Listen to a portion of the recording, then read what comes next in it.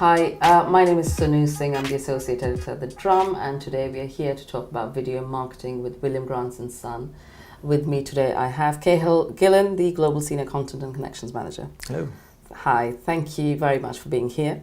In your view, what are the core issues brands really need to consider when they're talking about video marketing and really effective video marketing?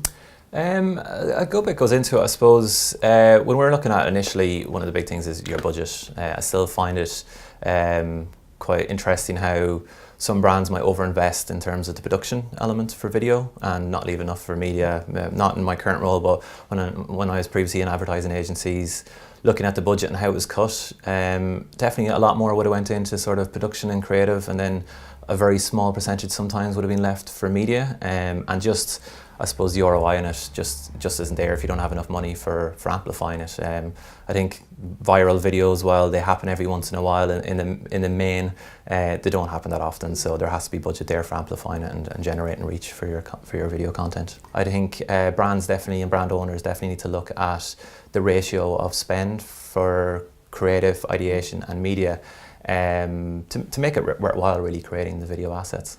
What about data? How do you use data to make sure that the video campaign resonates? We look at it holistically in terms of the campaign, so we'd obviously use a lot of inputs from data from our consumers and the different channels to sort of feed into the brief and the planning stage, which ultimately will dictate, I suppose, what the creative and the video is. So we would use a lot of data feeds from your typical sort of research feeds, from our own sort of our quantitative studies, from our own qual studies, but also looking at different sort of media consumption habits as well. What's the balance of between, say, content and format and data, perhaps? Looking at videos, if the content is good enough and it sort of resonates with the consumer, they will watch more of it. I don't, in very simplistic terms.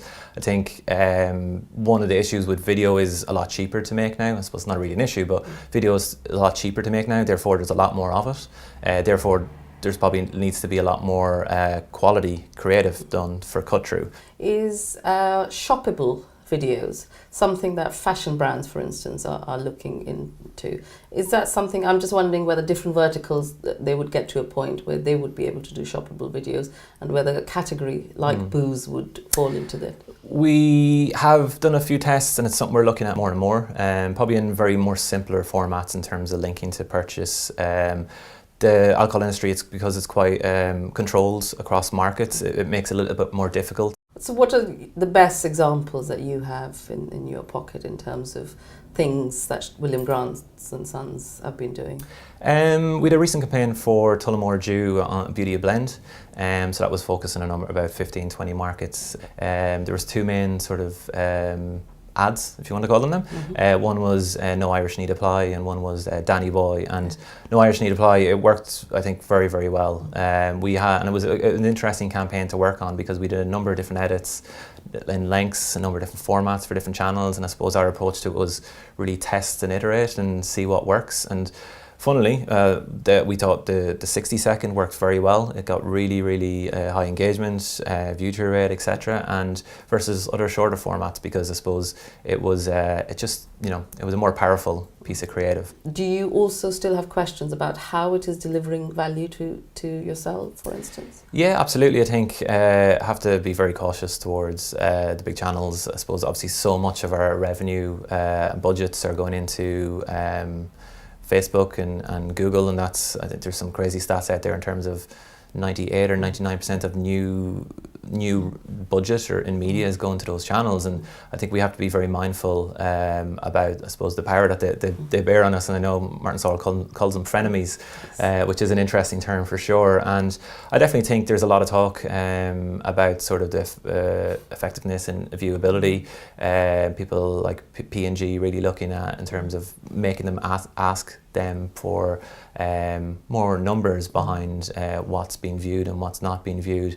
And I think it's quite important that the industry, I suppose, does stand up to them as well.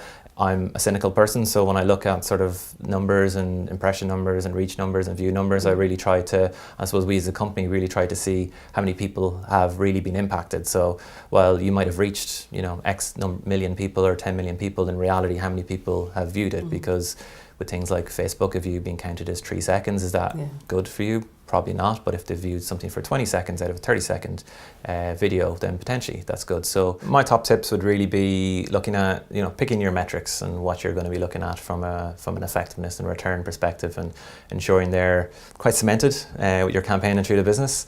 Second is definitely taking an agile approach to optimization and ensuring that you're, I suppose, getting the most bang for your buck in terms of your media budget. And thirdly, definitely being a bit cynical towards the different metrics that we're seeing. Thank you very much. And the 3 tips, obviously, agility, picking your metrics for ROI, effectiveness, and most important of all, being cynical. We absolutely love that. Thank you, Cathal. Thank you for being with us, and thank you for your time very much. Cheers. Thank you. Thanks.